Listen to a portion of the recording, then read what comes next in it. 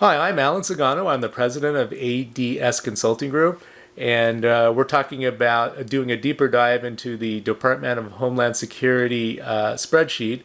And this column that we're going to be talking about is defense evasion. So let's take a look and see how they're getting bypassing existing defenses.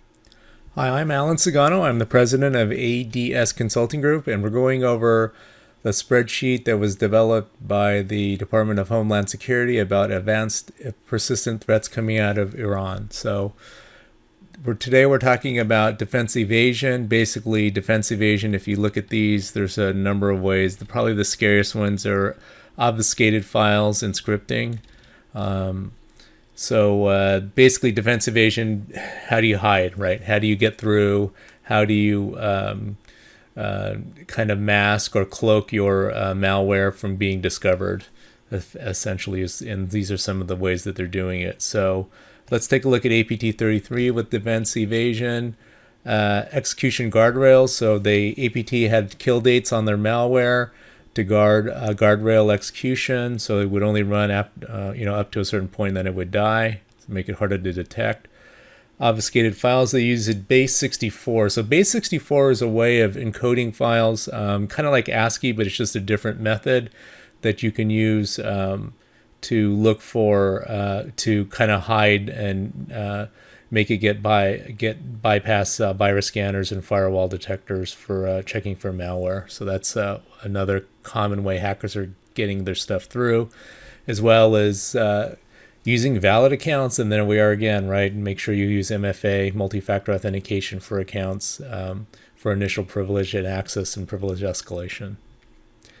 On APT 34 for defense evasion, we have compiled HTML files. So basically, a compiled HTML file has an extension of a CHM, or for a compiled HTML file payload, and then loaded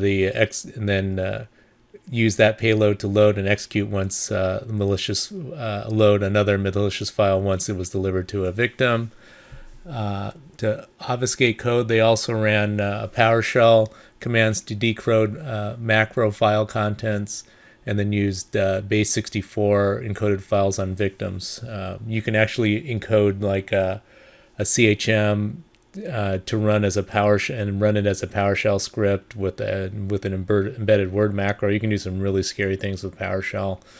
PowerShell in general is amazingly powerful, and it's also a very effective hacking tool, unfortunately. File deletion. Oil rig deleted files associated with their payload after execution, right? So they ran the scary files and then deleted it to make it harder to find. Also, they tested their malware to run it through their AV detection to make sure that it would get past their AV detection and modified samples until they got by. Obfuscated files are information that, again, coded their files with using base 64. It's another common way to get past malware. Redundant access, dropped in a backdoor via web shell so they could get back in. Scripting, used a variety of batch files and VBS scripts to deliver macros and malware such as Quad Agent. And there's the valid accounts again to access stuff and run it once they got access. For APT 35, looks like there was no defense evasion. On 39, connection proxy. So this is they created a SOC 5 proxy between infected hosts.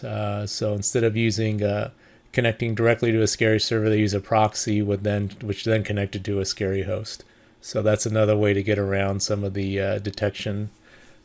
And scripting, they used customized scripts to perform internal reconnaissance. Software packing, the modified version of the Mimikatz to thwart antivirus detection, and use stolen credentials out of OA.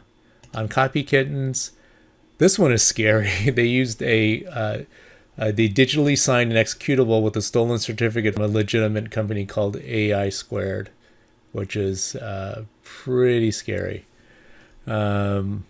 Actually, it's somewhat brilliant. It's kind of scary. though. Hidden window used hidden window style to conceal PowerShell windows when they're executing. And run DLL uses various victims on tools, including lateral movement called VM, INST, Cobalt Strike, and shellcode. So some of these, one of the things you could do, although it may not be, it might be kind of a little bit of a maintenance nightmare, is to block base 64 or CHM encoded files, depending. That may or may not be viable in your environment. You could also, again, whitelist only stuff, and going back to Jeremy Moskowitz's ability to only run the files that you know about. That would be another thing. You want to also have, you want to make sure that, I'd say probably in this case, probably the whitelisting is the most effective way. Because that way, if it's just not on the whitelist, it's just not going to run, period. So even if they get something through, the program's not going to run because it would be blocked by default.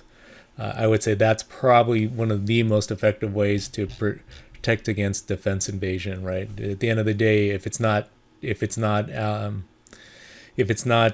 authorized to run, it's just not going to run. And then you would get an alert and hopefully be able to go, hey, what the heck, what's going on here? So that's how probably the primary biggest thing that I would suggest against defense invasion, the countermeasure, is to just whitelist your apps and call it a day.